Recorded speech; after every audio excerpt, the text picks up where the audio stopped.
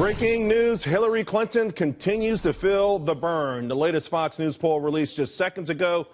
Hillary Clinton now dropping below 50% nationally. Take a look. She is now at 49%, down from 54% just 2 weeks ago. And now she only has a 12-point lead over Bernie Sanders nationally. Trouble for Clinton in Iowa as well. As Sanders narrows the gap there, he actually, he narrows the gap there. Clinton now is only beating him by 6 points. Remember, back in December, Bernie Sanders was 14 points down.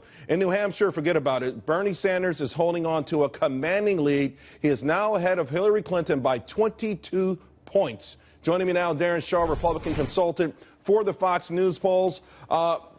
We keep hearing and we keep seeing and we keep sensing Bernie Sanders coming on strong, but these numbers are really, really impressive, Daron.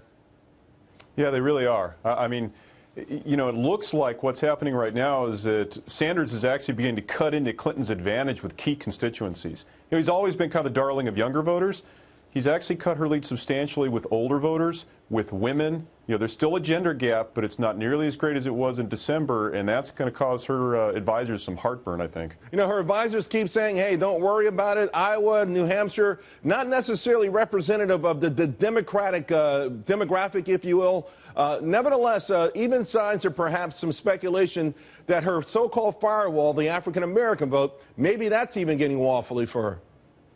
Yeah, I wonder about a strategy that sort of writes off these two early states. I mean, that's not what she's doing, of course, but if the momentum kind of continues and she has a very difficult night in Iowa and the caucuses on Monday, and if Sanders realizes what looks to be a pretty solid lead and perhaps victory in New Hampshire, at that point, all of the media attention is feeling the burn. Bernie Sanders is coming on. That kind of story can really undermine support, even with reliable Clinton constituencies in the South. So let's see how this plays out. And to your point, going back in 2008 when she lost Iowa in a shocker to Barack Obama, even though she rebounded in New Hampshire, the fact of the matter is she was never the same candidate. And that momentum that she had and that electricity that he had, you're seeing it with Bernie Sanders, particularly amongst the millennials, right? Yeah, I think, that's his core constituency. The kinds of kids who attend my classes at UT Austin, right? These 18 to 29-year-olds who were voting for the first time, who are looking for some sort of different messaging. And, ironically, given the fact he's a 74-year-old, white guy, he seems newer and fresher than she does. And, that, if you put on top of that a couple of victories in the sense that he's winning and he's up there on the stage, perhaps in Iowa or New Hampshire, waving his hands above his head, saluting a victory with a boisterous crowd there, that kind of imagery can really change the dynamic of the race. So, you got to be very careful about taking a pass on these two constituencies, and this talk about a firewall always makes me a little nervous, I think. Yeah, I think it better make Hillary nervous as well. Here's the thing, too. Even though it hasn't been as the sort of vitriol that we've seen amongst the GOP, Bernie Sanders has been hitting Hillary about her lack of energy, her lack of enthusiasm, her lack of crowds, and it echoes sort of the Donald Trump attack on Jeb Bush and others, and it seems to be working. Yeah, I think, if you're thinking about a potential matchup, let's say Hillary survives, I think there's still a, very, very solid chance that's going to happen, of course.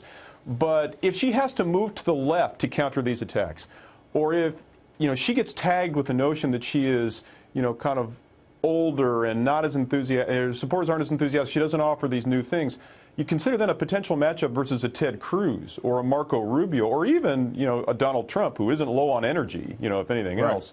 These things could really hurt her positioning for the general election. So even if she wins, this could be a much tougher tussle than she thought, and that probably portends some problems later on this summer. Daron, on the national economic condition, was this both parties or was this just on the Democrats? Because the national economic conditions are part of the Fox News national survey, so they were asked of everyone. This is shocking. In the last 2 weeks, Getting Worse has leaped from 36% to 46%, almost echoing what we've seen in the stock market and other economic data. Getting Better has gone into a free fall from 53 to 39%. The nation feels like across the board that something is wrong in many aspects, including economically.